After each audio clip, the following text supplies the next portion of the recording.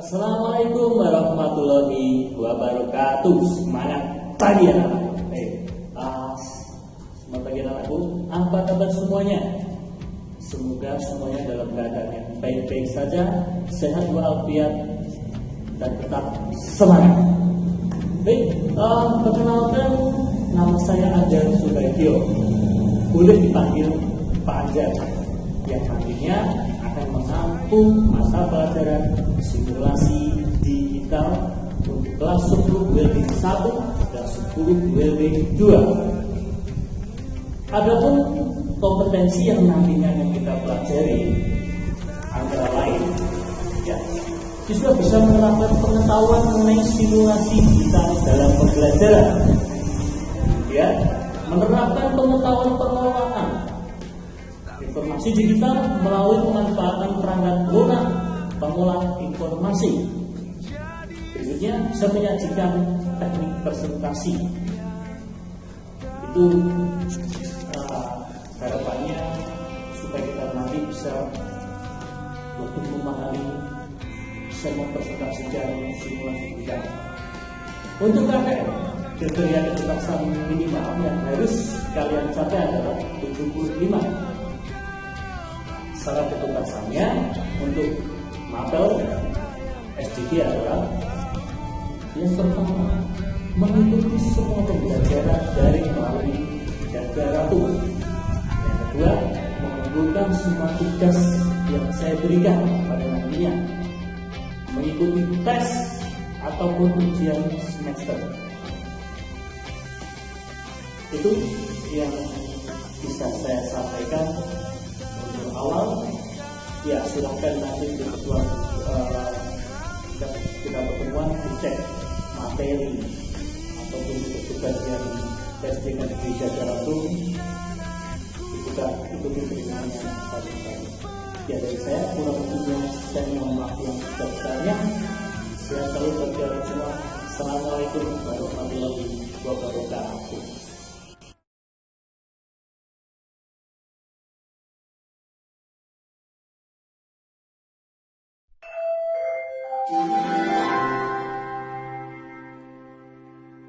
Sebuah kisah tentang begitu didayanya raksasa ponsel kala itu. Saking didayanya, bahkan dianggap mampu mendominasi pasar hingga beberapa dekade ke depan. Namun tampaknya ekspektasi itu kian kabur. Hingga klimaksnya pun terjadi. Seakan kabut senja bersemayam di kantor pusat Nokia di kota Helsinki, Finlandia kala itu.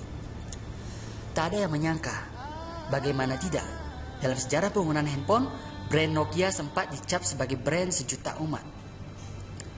Namun sayangnya, Nokia malah terpinggirkan. Di mana hari-hari itu, kita bisa menyaksikan drama robohnya kedikdayaan Nokia dalam panggung industri ponsel global. Di banyak negara, pangsa pasar Nokia jatuh bertumbangan. Dan fakta pahitnya, dalam 3 tahun saja setelah itu, saham Nokia anjlok hingga 80%. Yang jelas, ini sama saja dengan kehancuran. Hingga pada akhirnya CEO Nokia, Jorma Ollila, mengumumkan persetujuan akuisisi Microsoft terhadap Nokia. Dengan sedih ia sempat berkata, "Kami selalu berpegang teguh pada visi misi kami selama bertahun-tahun. Sebuah visi misi yang membawa kami merajai pangsa pasar dunia. Tapi saya tidak tahu kenapa kami sekarang justru bisa kalah." Sebuah kalimat yang mengharukan, yang menandakan berakhirnya hegemoni Nokia saat itu. Berkaca pada hal itu, mungkin kita akan bertanya-tanya, apa yang salah? Bagaimana mungkin Nokia yang begitu jayanya malah menjadi pecundang?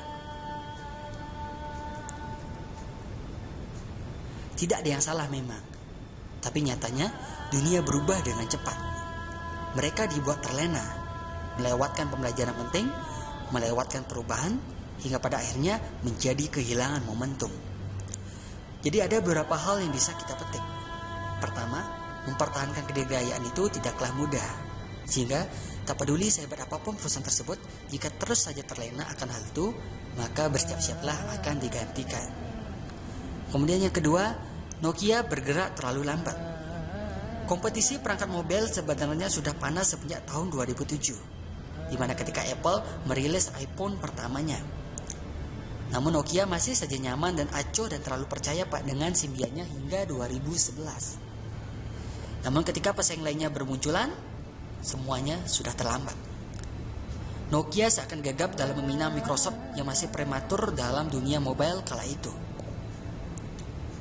Sahabatku, hal yang terjadi pada Nokia bisa saja terjadi pada kita.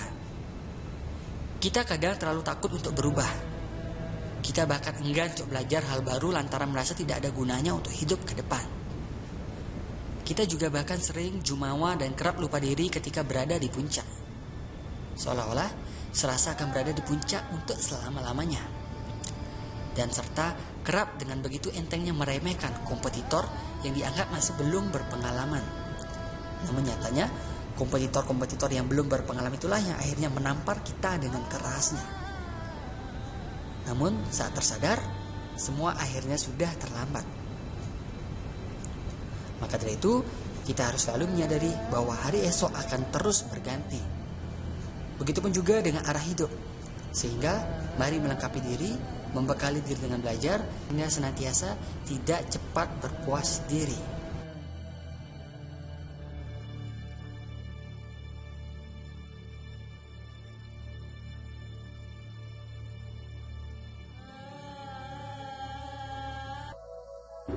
Video tips membentuk kebiasaan baru dalam 5 hari kali ini kita akan membongkar salah satu teknik yang teramat sangat powerful. Teknik membentuk kebiasaan baru dalam 5 hari ini boleh dikatakan mampu menggebrak stigma bahwa kebiasaan itu sangat sulit diubah. Dengan teknik ini, kita bahkan mampu membentuk kebiasaan tidak hanya dalam hitungan bulan, bahkan tahunan. Tetapi, cukup hanya dengan 5 hari saja, kebiasaan apapun yang Anda inginkan pasti akan terbentuk.